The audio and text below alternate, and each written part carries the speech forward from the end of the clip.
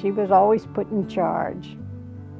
And at the outdoor school, that was also true. Being the older one there, she always took the leadership role, which I think stood her in good all the rest of her life. She was absolutely a visionary when it came to community. When you meet someone like Lillian, history no longer is a dead, boring subject of this happened in 1910 or this happened in 1911. What happens is you get stories, and that's what really great history is. It's stories that have been agreed upon by scholars, and the great historians are those people who can make the stories become alive, and this is what Lillian Burns really was able to do. Lillian lived Sarasota history and spent her later years making that history come alive for others. She described to school groups about how Sarasota was when she was growing up on the downtown Sarasota Bayfront. During World War II, she served as a hospital worker with the Red Cross Military Welfare Services in North Africa and Europe.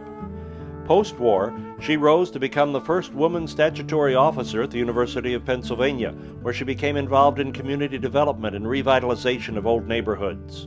In retirement, she returned to Sarasota to become a leading advocate for preservation of Sarasota County history.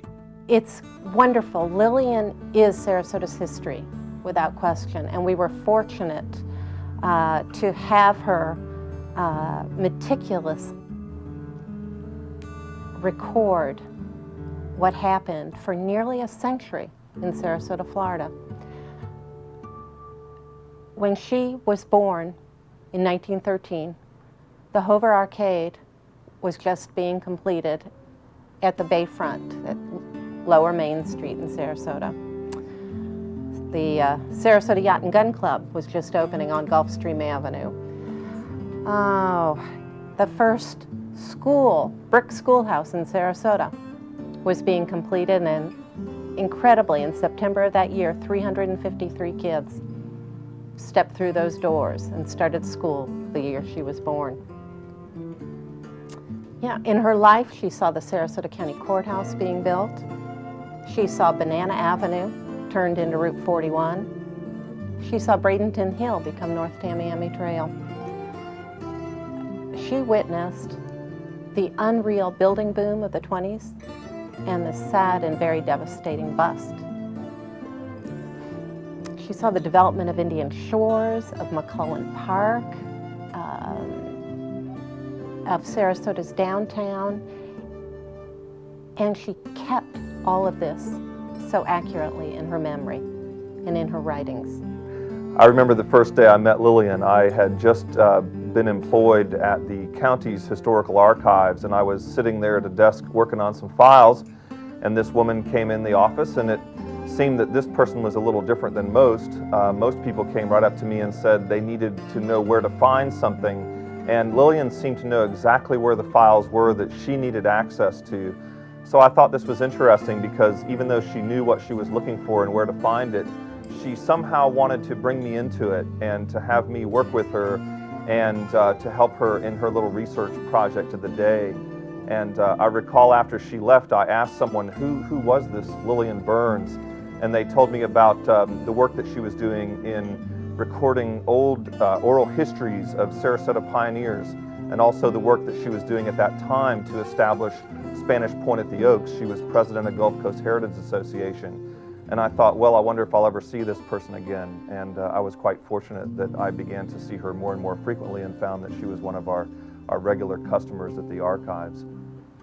She saw Sarasota blossom, she saw it wither, and she saw it change dramatically.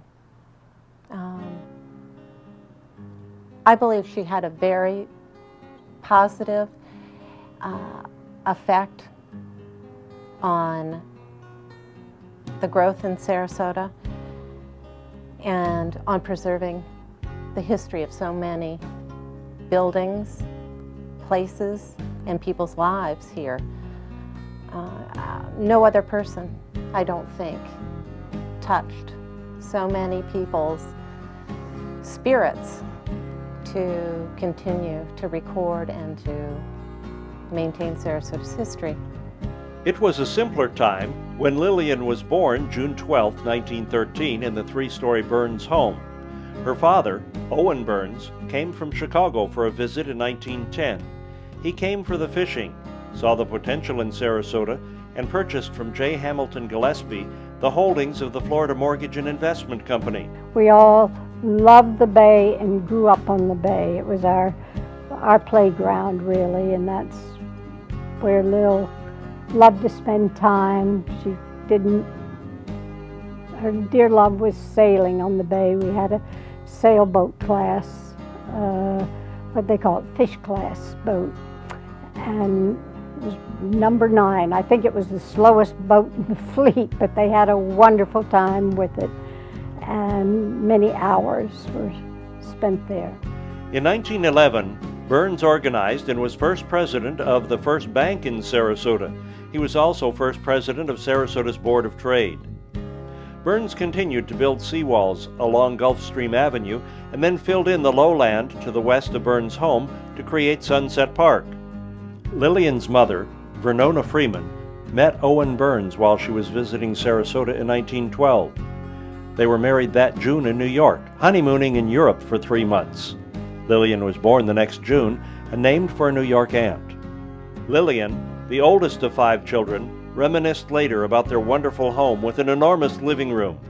Located where One Sarasota Tower glass high-rise is today, it was the neighborhood gathering place. The children played ball in the side yard where US 41 now cuts through to the bayfront. I remember once also she talked about how she and some friends would go roller skating down the hill. Now it's not a very large hill, but there was a hill alongside what is now Florida Studio Theater. Then was the Women's Club, and that was sort of their backyard play area, not heavily trafficked, but nicely paved so that roller skating was a grand opportunity at that particular point. She talked about happy childhood times, sailing in the bay in front of the house, crossing the wooden bridge to Siesta Key, and driving through the ruts to Uncle Ben Stickney's picnic place at the beach. With Sarasota High School had its first graduating class in 1950 in the old red brick building on Main Street. And of course, those of us who were lucky went to Miss Pierce's school, which was a one-room schoolhouse taught by Miss Josephine Pierce, a wonderful, wonderful teacher. And she had all grades, she taught all grades. It was a one-room schoolhouse. It was where the parking lot for Selby Gardens is today. It faced the bayou. We had an outhouse and an artesian well, and a pot-bellied stove, and odds and ends of tables and chairs. But you really learned things there, and all of my friends went there. In fact, I was with Miss Pierce when the outdoor school opened. She closed her school and went to the outdoor school as a teacher. And so all 5 members of my family also went over there. I was the oldest, but we all went. And I had Miss Pierce as my homeroom teacher until I graduated as the first graduate of the outdoor school. And then I went off to college, and after college I came back and taught at the outdoor school, which my father said was one of the city's biggest assets because it brought so many people here. It was at a time when progressive education was booming, and they followed the DeCrowley method. And so many people came here because the children could board there. And then they came down and bought homes. He thought it was a great contribution. In retirement, she also rekindled old friendships from her childhood. She and Harriet Burkett Taussig recalled walking together to Miss Pierce's one-room school on Hudson Bayou. They sometimes found relics from the Indian mound that gave Mound Street its name. From the first grade until it went down at the time the outdoor school started, and they moved Miss Pierce over to teach children who came down with their parents in the winter and keep up with their books. But it was, and I can remember the boys helping her stoke the funny old stove, black stove, stoke it to keep us warm. Her school was in a delightful area. It's is that Hudson Bayou now? Well, it was practically on the bayou. And there was a mulberry tree. There were trees to climb. Everybody had their own little garden. And you could get through when you were ready. You could tell her you had all of your classes ready, and she would take them. And if you had one in your class who wasn't ready, you can imagine how furious we'd be because we couldn't take it without him. Her means of punishment was to make you learn a complete page in the dictionary, the spelling, the derivation, all of these things. And Lil always told a funny story. Miss Pierce went out to speak to some people who were looking at the school for their child. And inside we talked, which you weren't supposed to do. So she came in and said, "Now tell me who started this and who talked." And Lil put up her hand and said, "Charles Matheny." And Miss Pierce went in and she doled out.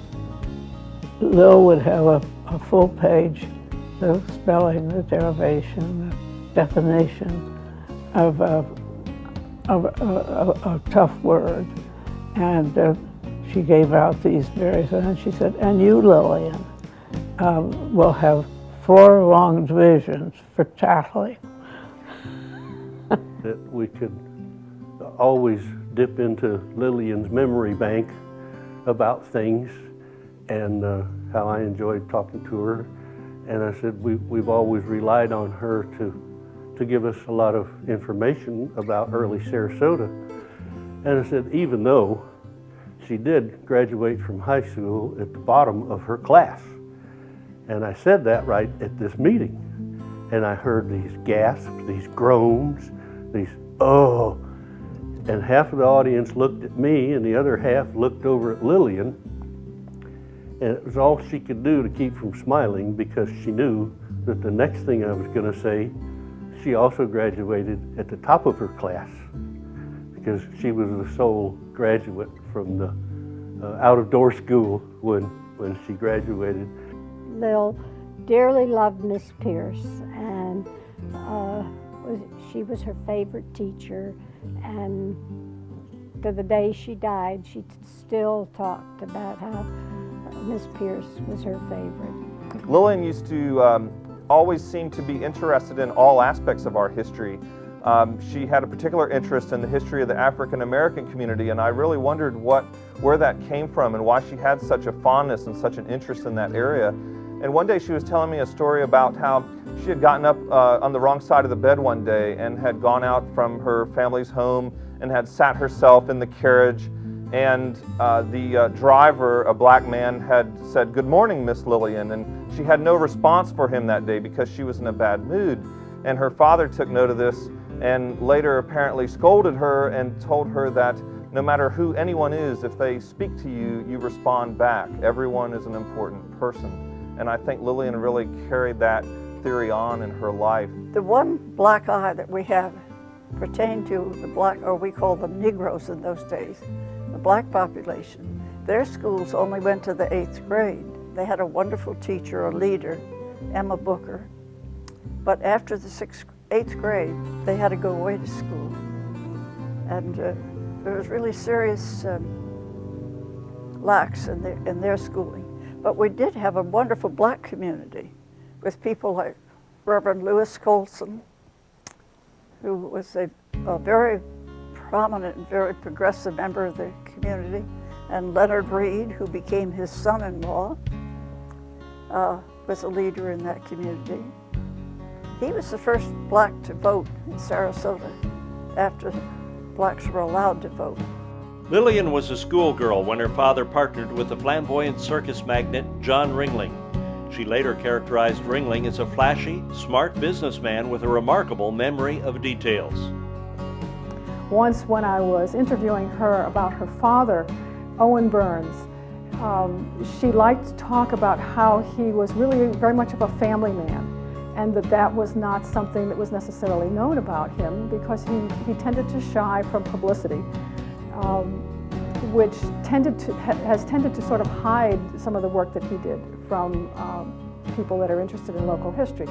But he would always be home for dinner at night, she said, would never bring his work home, and talked about summers when she would go up to New York City to visit an aunt, and her father would drive her and possibly some of her brothers and sisters to go with her on the trip, but that the trip was always an educational one, and that if there were long stretches of what we might consider to be boring surroundings to go through, her father would come up with games for them to play. It might be word games that would deal with what they saw.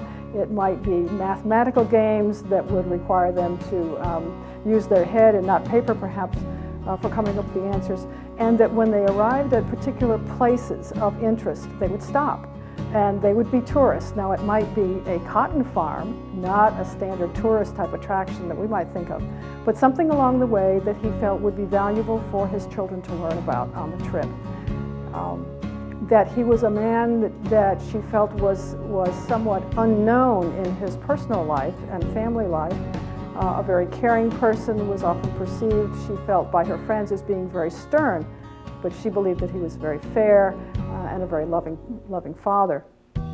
Burns handled the construction of Ringling's mansion, Cottazon, pumped in Golden Gate Point, was a partner with Ringling on the Ringling Isles project, and built the first Ringling Causeway. The city advertised for somebody to build a hotel, and Mr. McCants responded and built the Miramar Apartments, followed by the Miramar Hotel. And I have the correspondence. Dad wrote John Ringling and said, the city wants a hotel. Are you interested? No, I'm just interested in the islands. So Dad built a hotel because he owned all that property west of the Broadway at that time. And that was completed and opened in December, I think, New Year's Eve of 26. She supported efforts to save the hotel. When the hotel was doomed, she said it pained her not simply because of her family connection, but because it was the latest in a number of significant historical buildings that were lost. The city leaders don't seem to have any understanding of the value of these buildings or how important they are to the city's soul, she said.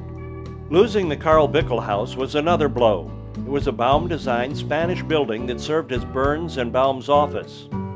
They also teamed on the Triangle Building at Little Five Points and at least 2 homes in Burns' Washington Park development. Thomas Reed Martin designed the bungalows of Burns Court, Sarasota's first starter homes.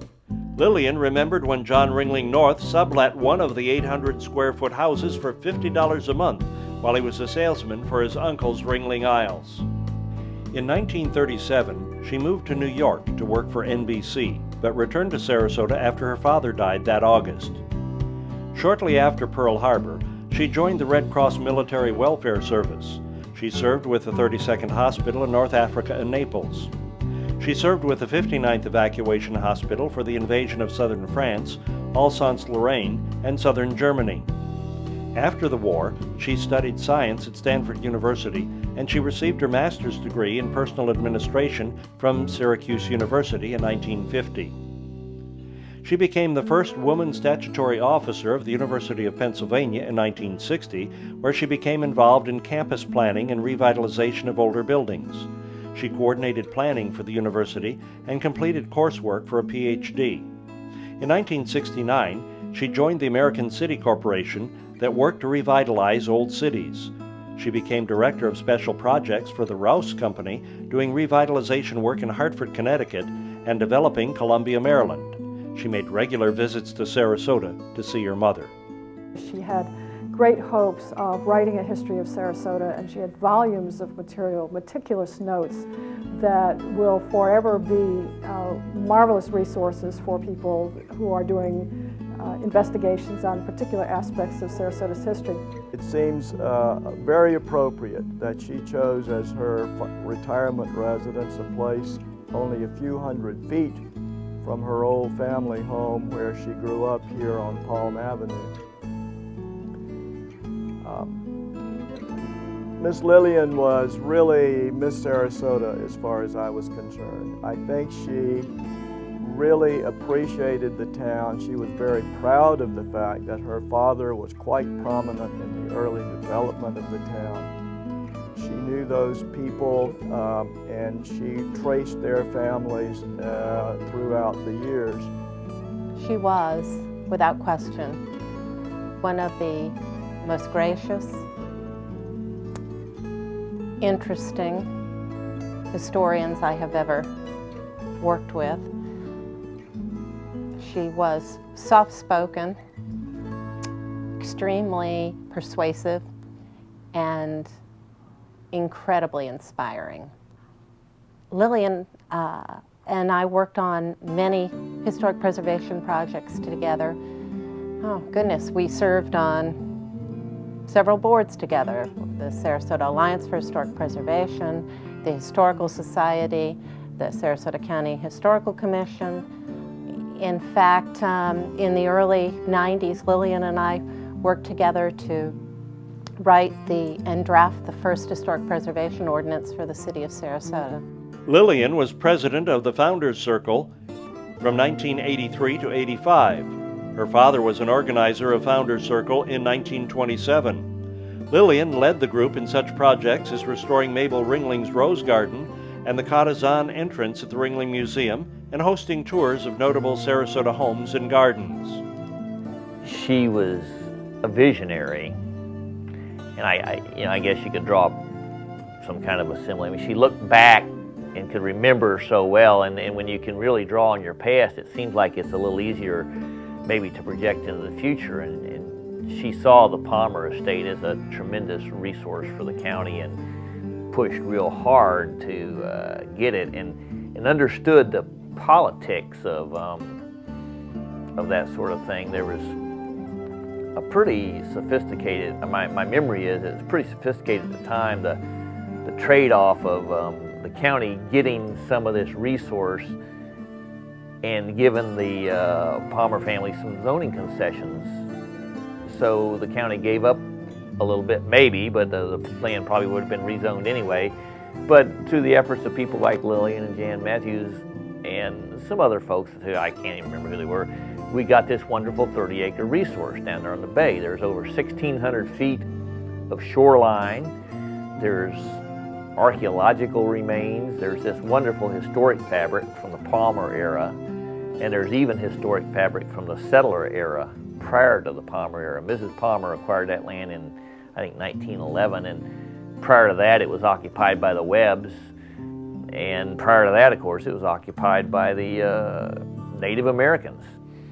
So there's all this wonderful historic fabric there, and Lillian saw the value in this and really pushed to acquire it, and then was a director on the board of directors, or the president of the board of directors for 2 years. Spent a lot of her own time training docents and training the junior league folks about how to manage this site, and she was just, you know, if she's a man, she'd have been called a Renaissance man. So I guess you'd call her a Renaissance person. I mean, she just was able to do whatever needed to be done in these somewhat unusual situations of acquiring property and getting it up and running and being made available to the public. Right now, of course, it's one of our premier sites on the Gulf Coast of Florida, and probably the only place where the pioneer era is interpreted in a seashore setting. Think of that. That's a very unusual situation and not interpreted here on this coast. And she saw the worth in that. I got to sit with Lillian at the city commission meetings, and there would be this 86, 87-year-old lady, and she would be sitting there taking notes, and I'd be sitting there listening, and I'd be listening and taking notes and learning things. But after a while, I'd get hungry or I'd get tired, and I'd say, I think I want to leave.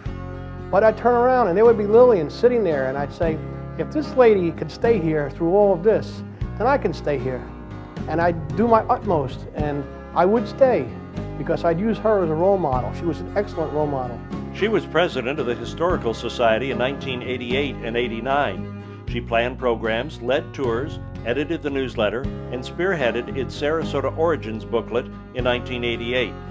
In it, she wrote about John Hamilton Gillespie, the Scott leader who sold the Florida Mortgage Company holdings to her father. With her brown bag tours, she drew people in, got them interested in history, and searching the archives. From From her personal project of tending the family grave sites at Rosemary Cemetery, she spurred the Historical Society and Alliance for Historic Preservation to insist that the city take better care of its pioneer cemetery.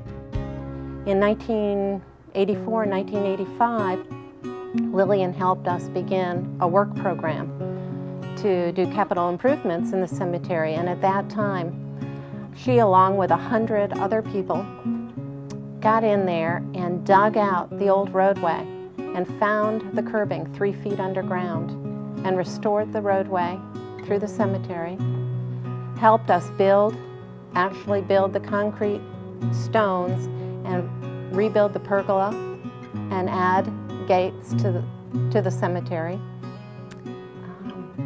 She was an amazing worker. It wasn't unusual to see her out there just raking away over the weeks, trying to clean up each one of the family plots there. In her last decade, Sarasota County honored her for her talent, initiation, and dedication to the County Historical Commission.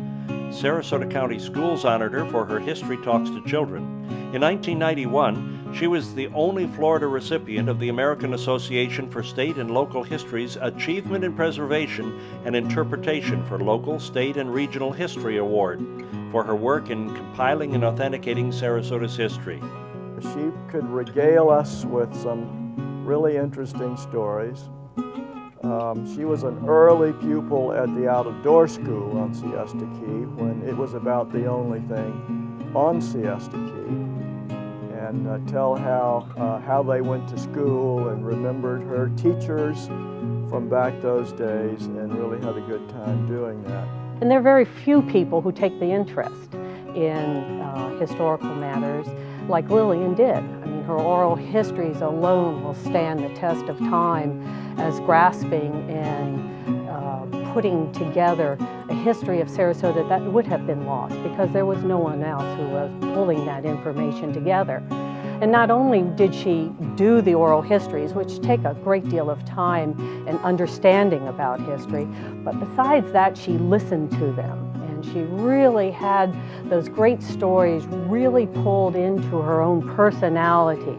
But if something came up that didn't sound totally correctly, off she would go to the clerk's office to find the deed record, to find the tax record, to see if this is absolutely correct.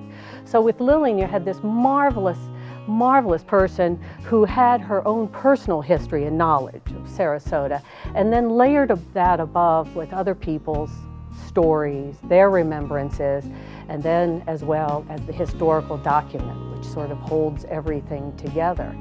She had an indomitable spirit. She was always cheerful, whether she felt well or not, and that cheerfulness kind of was contagious, and she always made people around her feel good and enjoy her. Her sincerity, her wit, she had a very subtle sense of humor that came through on many occasions. I think, though, as many things as she did in her life to help us all and to help Sarasota, the biggest thing that she has left us, and probably the most important and the most difficult, is the maintaining of our history from this point on in an accurate and precise way. Her academic background forced her into looking at the reality of our history and the truisms, and she would always say that when you talked to people and you interviewed them and did the oral history, you would find different versions of the same story, and she was always trying to look for the primary source documentation to back up those early stories, and this would take her far and wide. In fact, I recall Lillian would leave town and she would go to North Florida or Tallahassee and conduct research, and then come back and begin to tell me how this person who did such and such in Sarasota then went somewhere else, and then ultimately she would connect it back, and she was always looking for those connections and looking beyond just Sarasota's history into what were these people's influence in a greater Florida role perhaps, or even greater than that. Yeah, she was a real visionary lady. She died February 24th, 2001. just before a ceremony to change the name of Herald Square at Little Five Points to Owen Burns Square. Lillian was a walking encyclopedia of Sarasota history, as well as a mentor who encouraged others to become actively involved in the preservation of Sarasota's history and to preserve it for future generations. Lillian believed in the heritage of community and place. It took her in the direction of urban planning. She understood the value of reusing a building. In Sarasota, she became a watchdog of what existed, an advocate of preserving it. She was the voice of history, motivating people to become involved in preservation. She wanted to see Sarasota remain a cohesive community that embodied all of the beauty that her father saw. She had a terrific memory and a gift to tell about Sarasota's past to keep it alive.